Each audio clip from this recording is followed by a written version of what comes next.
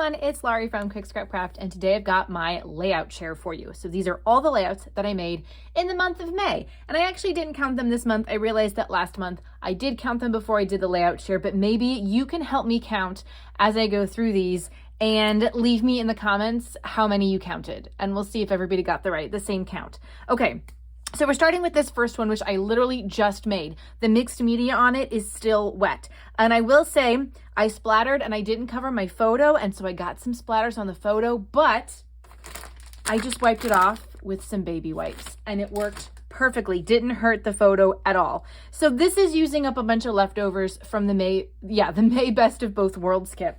You can see here, this is what I have left. A bunch of like random papers, a lot of the alphas, and some of these pieces. And then I still had like some enamel dots. I just put them in my little enamel dots name tag holder thing that I clip on my spinning shoe rack, which is where I keep my embellishments. So I might make some cards with these. I have some like, I'm dropping everything. I'm gonna smear it. I have some like birthday stuff here in the strips. I could make some birthday cards using some of the leftovers. So, maybe there'll be a process video where I make some cards. Maybe not. I don't know. Stay tuned to the channel if you want to find out. And if you are a subscriber, you'll see that. If you're not a subscriber, consider subscribing so you don't miss out on whatever I decide to do next. And see, I dropped it on the wet splatters and they got a little smudged.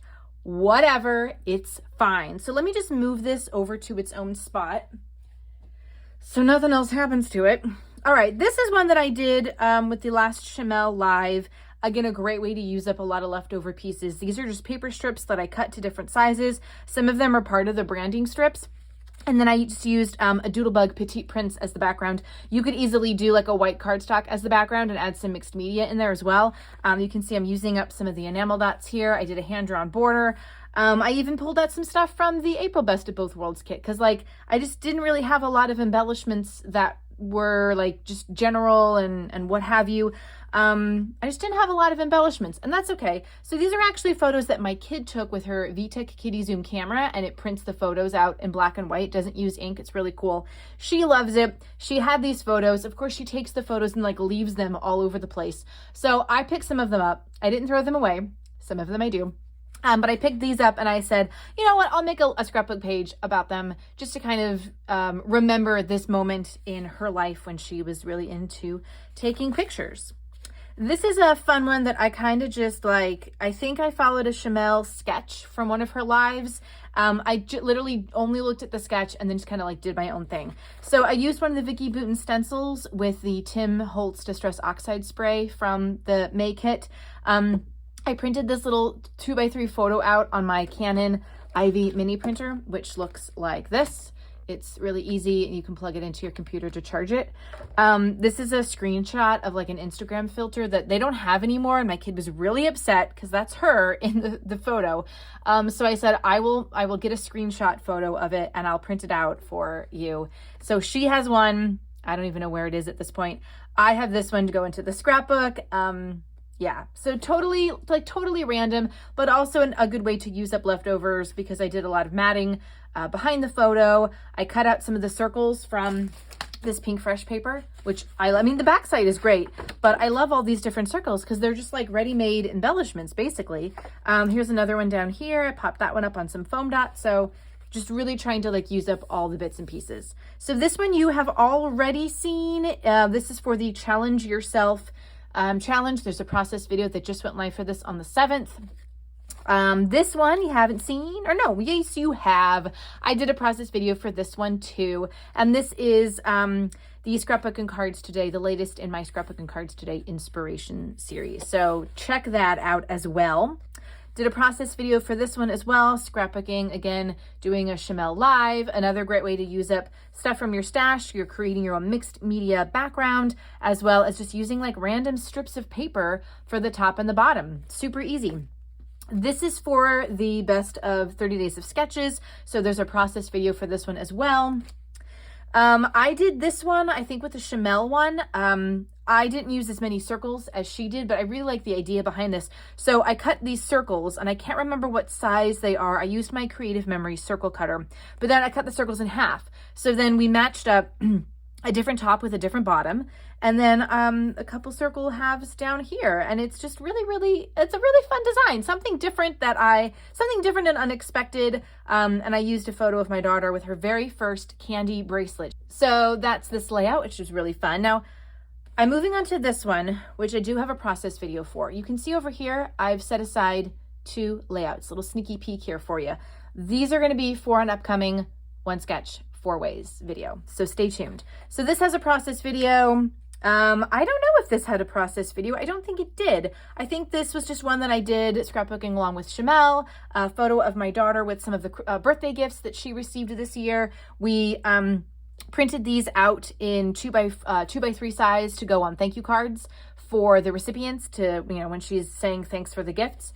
So that was just me. I printed this out in, I think 4x6 and then cut it down a little bit. But I wanted to have these photos in my scrapbook album too. Here's another one where I followed a Shimelle live. You can see there's a little bit of like stenciling, one of the Vicky Booten stencils in the background. You can't see it very much because all of these layers of paper kind of cover it up, which is unfortunate, but I do like kind of seeing it pop out a little bit more back there. And then I did a few splatters in 2 colors as well. And this is just a picture of my kid at the playground.